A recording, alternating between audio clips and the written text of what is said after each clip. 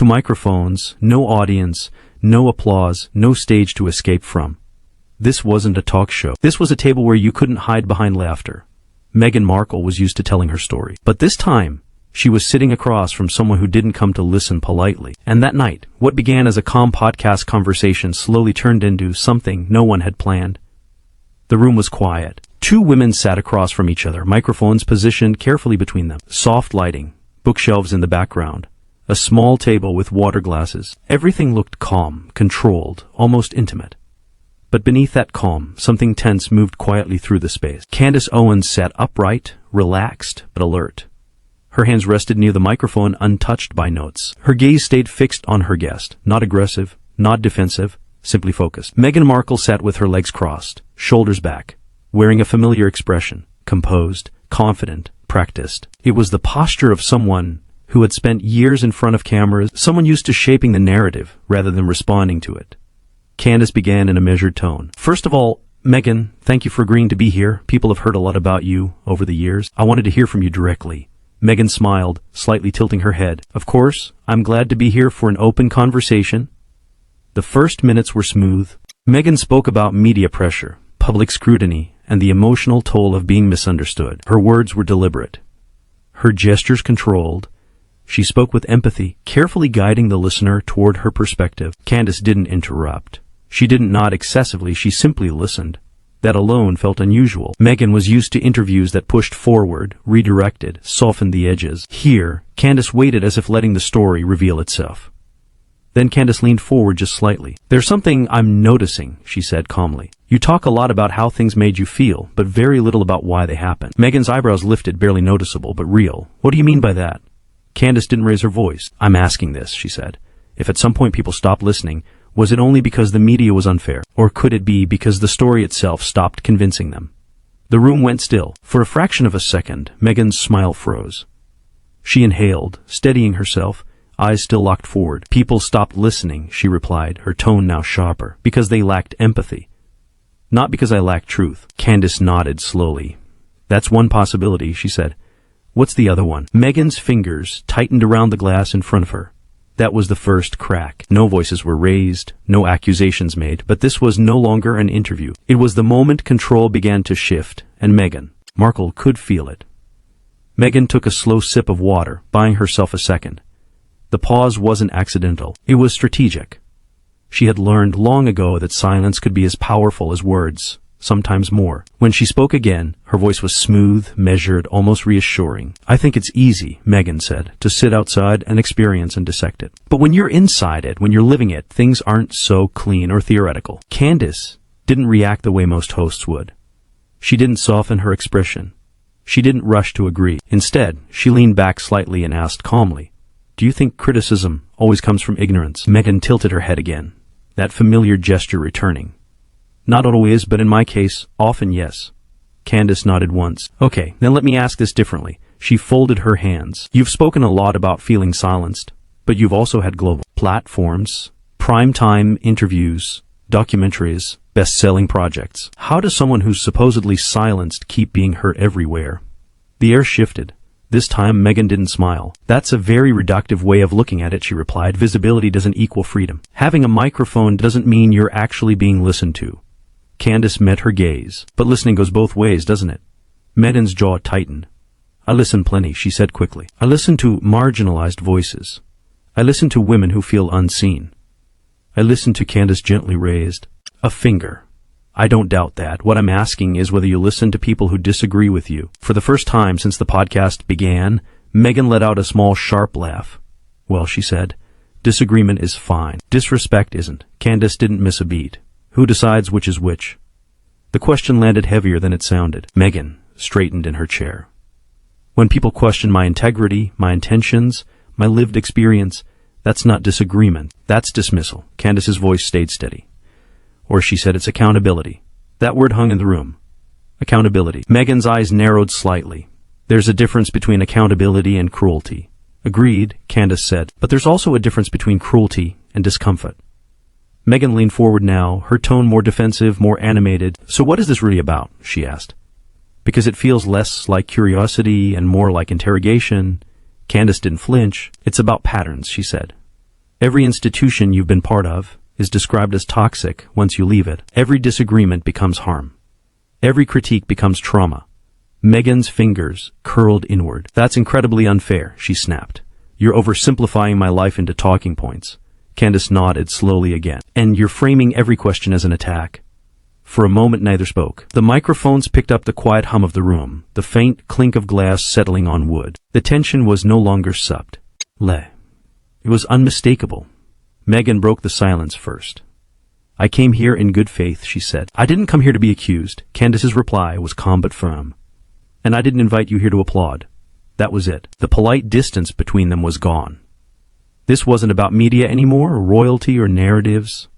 This was about control. Who held it, and who was losing it. And Meghan Markle could feel the conversation slipping into territory she could no longer choreograph. Meghan crossed her legs slowly, deliberately. It was a familiar move, composed on the surface, guarded underneath. But this time the composure didn't quite land. Meghan said, her voice tight but controlled. This is exactly what people mean when they talk about hostile environments disguised as honest conversation. Candace raised an eyebrow. Hostile? How? You're framing me, Meghan replied. You're taking years of lived experience and flattening it into a narrative that suits your audience. Candace didn't interrupt. She let Meghan finish, and frankly, Meghan continued, it feels calculated. That was the word, calculated. Candace leaned forward now, resting her forearms lightly on her chair. Everything on this show is up front, she said. No ambush, no edits, no traps, just questions. Meghan shook her head. Questions with an agenda. Candace smiled faintly, but it wasn't warm. Every question has an agenda, she said. The difference is whether you're willing to answer it. The tension snapped tight. Meghan exhaled through her nose. Why does it bother you so much? She asked that a woman speak about her pain. Candace didn't hesitate. It doesn't, she said. What bothers me is when pain becomes currency and disagreement becomes heresy. Meghan's eyes flashed. That's incredibly dismissive. No, Candace replied calmly. It's analytical. Meghan leaned forward now, her voice sharper. You sit here judging choices you've never had to make. You weren't under global scrutiny. You didn't have your every move dissected. Candace met her gaze without blinking. I don't need a tiara to understand responsibility. The silence that followed was thick. Meghan let out a short laugh, but there was no humor in it. Wow, she said. So now we're doing sound bites. Candace shrugged lightly. You've done plenty of those yourself. That hit harder than Candace intended. Or maybe exactly as intended. Meghan's posture stiffened. I've shared my truth, she said firmly. And I won't apologize for that. Candace nodded. I'm not asking you to apologize, she said. I'm asking whether you've ever considered that your truth might not be the whole truth. Meghan's lips parted slightly, then pressed together. That's insulting. It's human, Candace replied. The microphones captured a faint breath. Meghan steadying herself. So, let me get this straight, Meghan said. You bring me on under the guise of conversation? Only to question my character? Candace answered without raising her voice. I'm questioning consistency. That was it. Meghan's hand dropped to the armrest, fingers gripping it. She said, her voice no longer smooth. This is exactly why women stop engaging with spaces like this. Candace tilted her head. Or, she said, why some people stop being able to control the narrative. Meghan stared at her. For a moment, it looked like she might laugh again or stand up or say something that couldn't be walked back. Instead, she said quietly, I don't think this conversation is productive anymore. Candace nodded once. That's your call. Meghan glanced at the cameras just for a split second. And in that moment, it was clear. This wasn't going the way she planned, not even close. The tension wasn't just rising anymore. It was about to break. For a few seconds, no one spoke. The microphones picked up the smallest sounds, the faint hum of the studio, lights, the soft shift of fabric, as Meghan adjusted in her chair. The silence wasn't awkward anymore. It was heavy, final. Candace Owens sat still, hands folded, posture unchanged. She wasn't leaning forward now. She wasn't pressing. She didn't need to. The conversation had reached the point where momentum carried itself. Meghan broke the silence first. I want to be very clear, she said, her voice measured but strained. I came here expecting a respectful exchange. What I'm getting instead is suspicion dressed up as curiosity. Candace nodded once.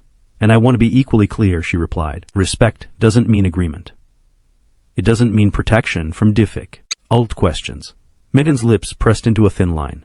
You keep calling them difficult questions, she said, but they're loaded. They assume bad faith. Candace's tone stayed even.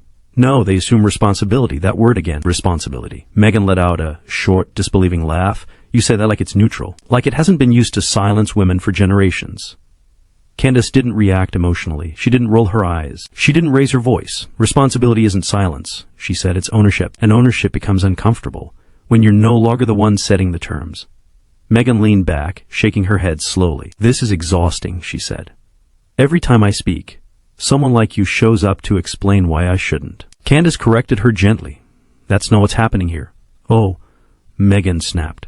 Then what is? Candace looked directly at her. This, she said, is what happens when a story meets scrutiny. The air seemed to tighten. Meghan's composure finally cracked. Not explosively, not theatrically, but visibly. Her shoulders stiffened. Her tone sharpened. You're benefiting from tearing me down, she said. That's what this is. You know exactly how your audience reacts to this kind of framing. Candace inhaled slowly, then replied, My audience doesn't need me to tear you down, she said. They're listening just like I am. Meghan's voice rose half a notch. No, you're not listening. You're waiting to trap me in contradictions. Candace shook her head. Contradictions don't need traps. They reveal themselves. That sentence landed hard. Meghan stared at her, eyes flashing. You know what's ironic? She said, You accuse me of controlling narratives, but you've already decided who I am. Candace answered without hesitation. I decided to ask questions. The answers are yours. The silence returned, but sharper now. Meghan glanced off camera, then back at Candace. This is exactly why I stopped doing spaces like this, she said. Because they pretend to be neutral while actively hostile. Candace leaned forward slightly for the first time in minutes. Neutrality doesn't mean comfort, she said. And hostility isn't disagreement. Meghan shook her head. No, she said. This is hostility. You're questioning my motives, my integrity, my character. Candace's reply was calm but firm. When someone's public story changes depending on the room, she said, questions aren't personal. They're necessary. That was the line. Meghan's hands tightened on the armrests. Her breath quickened just enough to be noticeable. I won't sit here, she said, voice tense, and be dissected by someone who's made a career out of invalidating women's experiences. Candace didn't raise her voice. She didn't even frown. I'm not invalidating your experience, she said. I'm challenging your conclusion. Meghan laughed again, this time louder, sharper. Oh, please, that's semantics. No, Candace replied. It's accountability. Meghan stood up. The movement was sudden but uncontrolled. Her chair shifted back with a soft scrape against the floor. She didn't look at Candace right away. She adjusted her jacket, squared her shoulders. This conversation is over, Meghan said. Candace remained seated. That's your choice, she said quietly. Meghan finally turned toward her, eyes blazing. You know what, she said. You don't want a conversation. You want a confrontation. Candace met her gaze. Confrontation happens when narratives can't answer questions, she said, not when questions are asked. Meghan shook her head, incredulous. This is unbelievable, she said. You invite me here under the guise of dialogue, and then you ambush me. Candace didn't move. There was no ambush, she said. There was no script. Just answers you didn't expect to have to give. Meghan exhaled sharply, reaching up to unclasp her microphone. I'm done, she said. I won't be part of this. She placed the microphone carefully on the table, deliberately, almost ceremoniously, then picked up her bag. Candace watched her without expression. As Meghan turned to leave, Candace spoke one last time. Her voice wasn't loud. It didn't chase. Walking away doesn't make the questions disappear, she said. It just means they were the right ones. Meghan paused for half a second at the doorway. She didn't turn back. The door closed softly behind her. The room felt suddenly empty. Candace sat in silence for a moment, hands still folded, eyes fixed on the space Meghan had just occupied. There was no victory in her expression, no satisfaction, just calm. Finally, she turned slightly toward the camera. This wasn't about winning, she said. It was about honesty, and honesty is uncomfortable when it isn't rehearsed. She paused. We'll be right back.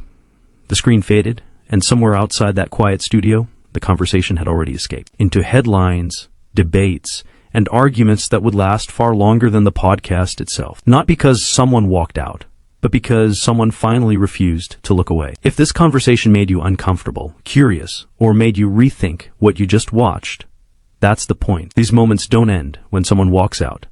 If you enjoyed this story, hit like, subscribe, and turn on notifications so you don't miss the next conversation that refuses to stay